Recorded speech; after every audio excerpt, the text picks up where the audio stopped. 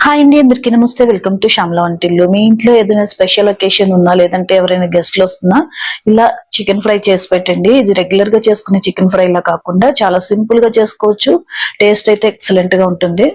వంట రాని వాళ్ళైనా లేదంటే బ్యాచిలర్స్ అయినా కూడా చాలా ఈజీగా సింపుల్ గా చేసేయచ్చండి. చాలా తక్కువ ఇంగ్రీడియంట్స్ తో చాలా సింపుల్ గా టేస్టీగా ఈ చికెన్ ఫ్రై ని ఎలా చేసుకోవాలో చూసేద్దాం.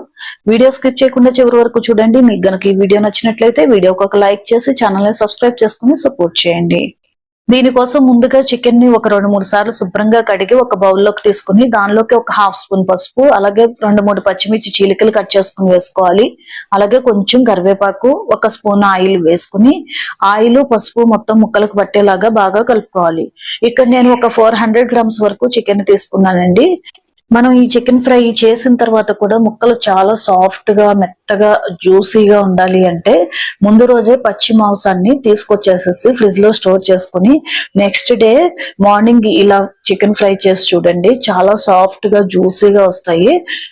మనం ఫ్రై చేసిన తర్వాత కూడా ముక్క గట్టి పడకుండా చాలా మెత్తగా వస్తుందండి. మీకు వీలుగా ఉంటే ముందు రోజే తెచ్చేసి చికెన్ ని ఫ్రిడ్జ్ లో పెట్టేసేసుకుని నెక్స్ట్ డే చేసుకోండి. ఇలా కలిపి పెట్టుకున్న తర్వాత స్టవ్ మీద బాండీ పెట్టుకుని దాంట్లోకి ఒక 2 స్పూన్స్ వరకు ఆయిల్ వేసుకోవాలి. ఆయిల్ హీట్ అయిన తర్వాత మనం కలిపి పెట్టుకున్న ఈ చికెన్ మొత్తాన్ని కూడా బాండీలోకి వేసుకుని ఒక 2 స్పూన్స్ అల్లం వెల్లుల్లి పేస్ట్ యాడ్ చేయాలండి. 2 స్పూన్స్ అల్లం వెల్లుల్లి పేస్ట్ వేసి కల్లుప్పు కొద్దిగా వేసుకుని మీకు టేస్ట్ కి తగినట్లుగా కల్లుప్పు యాడ్ చేసుకోండి. దీనిలో మెత్తని సాల్ట్ కంటే కల్లుప్పు వేస్తే చాలా టేస్ట్ ఉంటుందండి. కల్లుప్పు వేసుకున్న తర్వాత కలిపేసేసుకుని ఫ్లేమ్ ని మీడియం టు హై ఫ్లేమ్ లో పెట్టుకుని ఒక 2 మినిట్స్ పాటు బాగా ఉడకనివ్వాలి. ఇలా 2 మినిట్స్ పాటు ఉడికితే చాలండి, ఎక్కువసేపు అవసరం లేదు. తర్వాత ఫ్లేమ్ ని లో ఫ్లేమ్ లో పెట్టేసేసుకుని ఇప్పుడు ఒక 2 ఉల్లిపాయల్ని సన్నగా కట్ చేసి వేసుకోవాలి. అలాగే 2 టమాటాలను కూడా సన్నగా కట్ చేసుకుని వేసుకున్నాను. వేసుకుని ఈ మొత్తాన్ని కూడా ఒకసారి బాగా కలిపేసేసుకుని ఫ్లేమ్ ని లో ఫ్లేమ్ లోనే పెట్టేసేసుకుని బాగా ఉడకనివ్వాలి. ఈ చికెన్ లో నుంచి వచ్చే వాటరు, ఈ ఉల్లిపాయలు టమాటో అంతా నీరు ఇంకిపోయి మొత్తం ఆయిల్ పైకి తేలే వరకు కూడా మధ్య మధ్యలో కలుపుకుంటూ ఇలా వేయించుకోవాలి. ఇలా చికెన్ మొత్తం పూర్తిగా ఉడికిపోయి ఆయిల్ పైకి తేలిన తర్వాత దానిలోకి ఒక 2 స్పూన్స్ వరకు ధనియాల పొడి, మీ టేస్ట్ కి తగినట్లుగా కారాన్ని యాడ్ చేసుకోవాలి.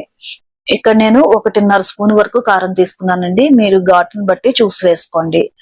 ఆ తర్వాత 1 స్పూన్ వరకు గరం మసాలా వేసుకున్నాను. వేసుకుని మొత్తం కలిసేలాగా ఒకసారి బాగా కలుపుకోవాలి. ఈ కారం మసాలాలు మొత్తం కూడా ముక్కలకు బాగా పట్టే వరకు కలుపుకుని ఒక 5 మినిట్స్ పాటు లో ఫ్లేమ్ లోనే పెట్టుకుని మూత పెట్టకుండా ఫ్రై చేసుకోవాలి. ఇలా మధ్య మధ్యలో కలుపుకుంటూ బాగా వేగనివ్వాలి. ఇలా చికెన్ మొత్తం బాగా వేగిపోయి చూడండి ఎర్రగా ముక్కలు చక్కగా వేగిపోతాయి. ఇలా వేగే వరకు ఒక 5 నిమిషాల పాటు వేయించుకున్న తర్వాత లాస్ట్ లో దించే ముందు ఒక గుప్పెడు కరివేపాకు, అలాగే ఒక 4-5 పచ్చిమిర్చి చీలికలుగా కట్ చేసి వేసుకోవాలి. అలాగే కొద్దిగా కొత్తిమీర తరుగు, బాగా సన్నగా కట్ చేసుకున్న కొత్తిమీర తరుగు వేసుకోవాలి.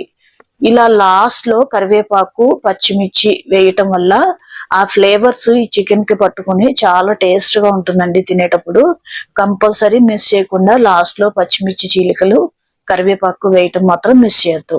ఇలా కరివేపాకు పచ్చిమిర్చి వేసుకుని ఒక 2 నిమిషాల పాటు వేయించుకుంటే సరిపోతుందండి. ఎక్కువసేపు వేయించొద్దు.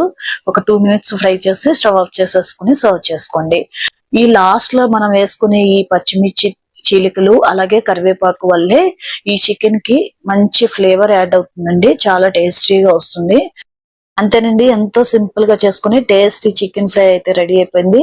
మీరు కూడా తప్పకుండా ఈ పద్ధతిలో ట్రై చేసి చూడండి. మీకు ఎలా వచ్చింది అనేది నాకు కామెంట్ సెక్షన్ లో కామెంట్ చేసి చెప్పండి. ఈ వీడియో మీకు నచ్చినట్లయితే వీడియోకి ఒక లైక్ చేయండి, ఛానల్ ని సబ్స్క్రైబ్ చేసుకుని సపోర్ట్ చేయండి. ఉంటానండి. Thank you.